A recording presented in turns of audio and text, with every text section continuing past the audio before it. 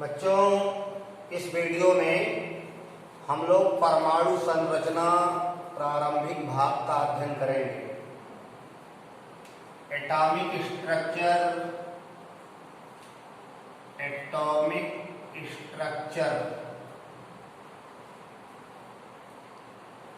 परमाणु संरचना क्लासिकल प्रारंभिक। परमाणु जिसे एटम कहते हैं,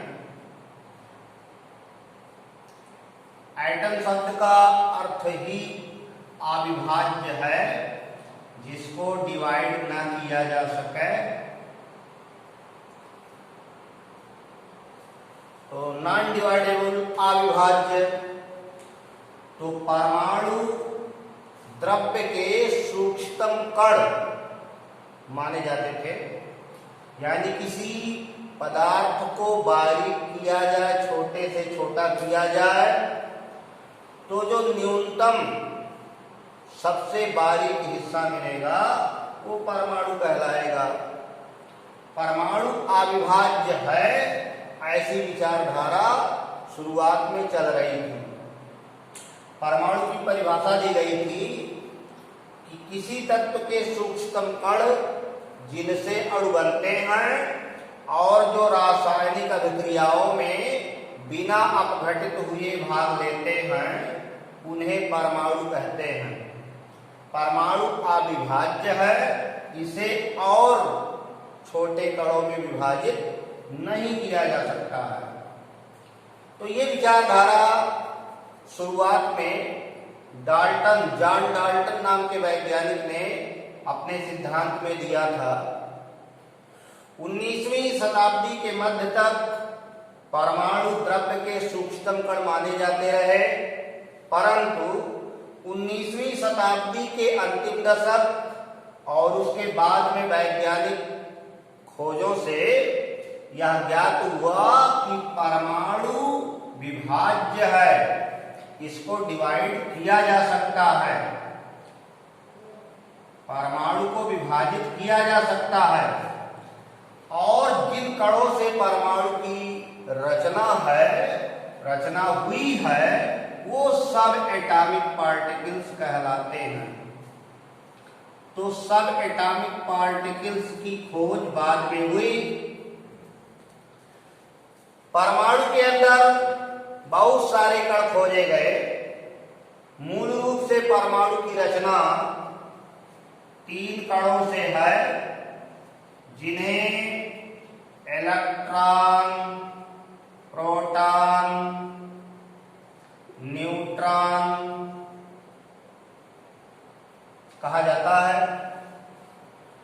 परमाणु के अंदर जो नाभिक खोजा गया, उस नाभिक का नाभिकीय कण या न्यूक्लियन प्रोटॉन और न्यूट्रॉन बनाते हैं, और नाभिक के बाहर इलेक्ट्रॉन गतिमान रहता है। ऐसा सिद्धांत बाद में आया। तो परमाणु के अंदर जो सब एटॉमिक पार्टिकल्स हैं, मूल रूप से इलेक्ट्रॉन, प्रोटॉन, न्यूट्रॉन, उनकी खोज किस प्रकार से हुई, इसका अध्ययन किया जा रहा है।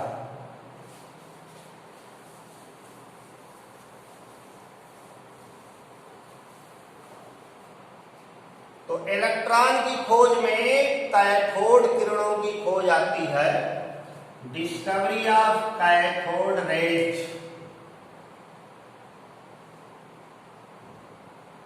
कैथोड किरणों की खोज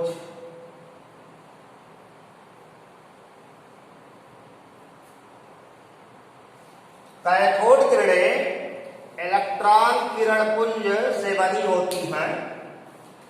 तो जूलियस पलकर नाम के वैज्ञानिक ने 1859 ईस्वी में ज्ञात किया कि गैसों को विसर्जन नलिका में भरकर बहुत अल्प दाब पर विद्युत विसर्जन कराया जाए और उच्च वोल्टता स्थापित किया जाए। 10,000 वोल्ट या इससे ज्यादा का विभवांतर स्थापित कराया जाए तो एक प्रकार के अदृश्य किरण पुंज निकलते हैं जो कैथोड से एनोड की ओर चलकर एनोड के पीछे कांच की नली की दीवार में चमक उत्पन्न करते हैं। विसर्जन नलिका क्या है? तो कांच की बनी हुई ट्यूब, कांच की बनी हुई नली जो दोनों सिरों पर बंद और इनको निर्वात पंपों से जोड़ा गया है। इसमें 2 इलेक्ट्रोड लगाए गए, एक कैथोड और एक एनोड। कैथोड नेगेटिव है, एनोड पॉजिटिव है। दोनों को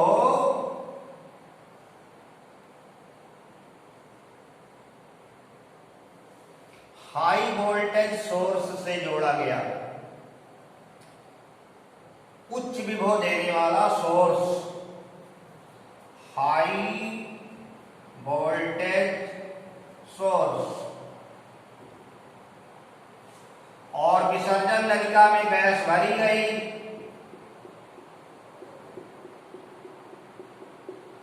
निर्वात पंपों की सहायता से, ये निर्वात पंप को दर्शाता है, टू वैक्यूम पंप, निर्वात पंप। तो विसर्जन नलिका में गैस भरकर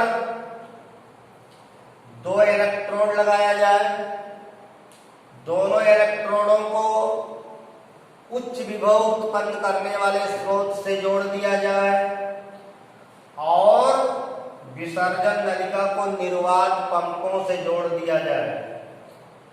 निर्वात पंपों के द्वारा दाब को अल्प करके लगभग 10⁻³ मिलीमीटर Hg पारे की लंबाई और 10,000 वोल्ट या इससे उच्च विभव पर विभवांतर उत्पन्न किया जाए, विद्युत विसर्जन कराया जाए, तो इस कांच की ट्यूब में एक प्रकार की अदृश्य किरण पुंज चलती है। जो किरण पुंज चलती है वो दिखाई तो आपको नहीं देगी नग्न आंखों से, लेकिन जो चमक है एनोड के पीछे वो दिखेगी। हरे रंग की चमक उत्पन्न होती है, हरे रंग की प्रतिदीप्त उत्पन्न होती है। तो विसर्जन नलिका जो कांच की बनी हुई नली है, उसके दीवारों पर जिंक सल्फाइड की लेपिंग कर दी जाए, गैस भरकर इलेक्ट्रोड लगा दिया जाए और हाई वोल्टेज सोर्स के द्वारा उच्च विभवांतर उत्पन्न कराया जाए, तो उच्च विभवांतर और निम्न दाब के प्रभाव में एक अदृश्य किरण पुंज निकलती है जो कैथोड से एनोड की ओर चलकर एनोड के पीछे कांच की दीवार में चमक उत्पन्न करती है। कैथोड से चलने वाली ये किरणें कैथोड किरणें कहलाई।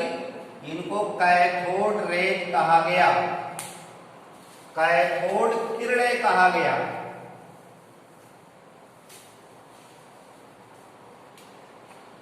कैथोड रेज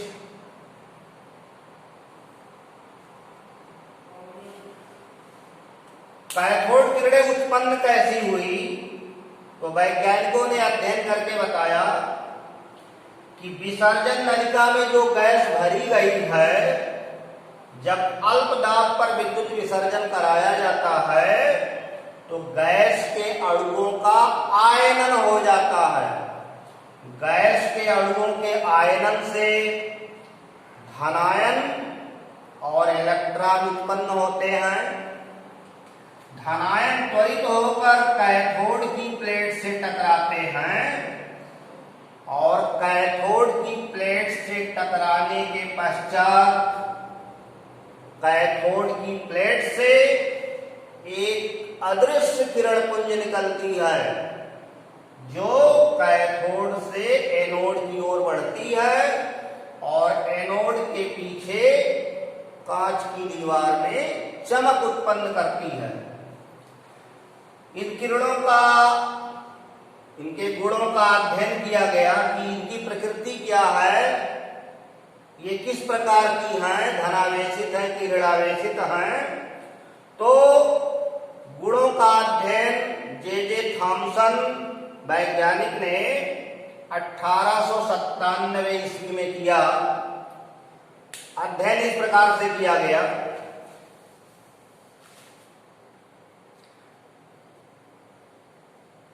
कैथोड किरणों को अगर वैद्युत क्षेत्र से गुजारा जाए,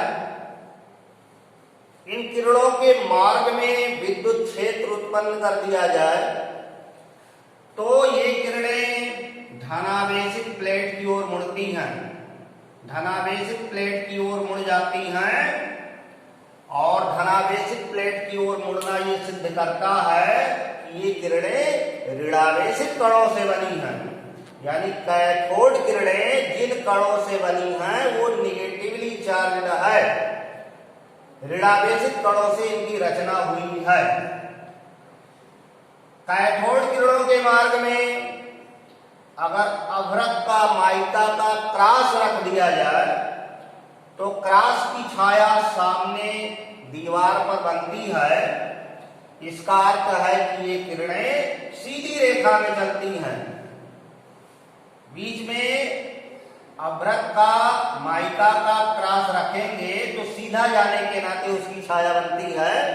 उससे ज्ञात होता है कि ये किरणें सीधी रेखा में चलती हैं। ऐसे ये किरणें सूक्ष्म कणों से बनी हैं।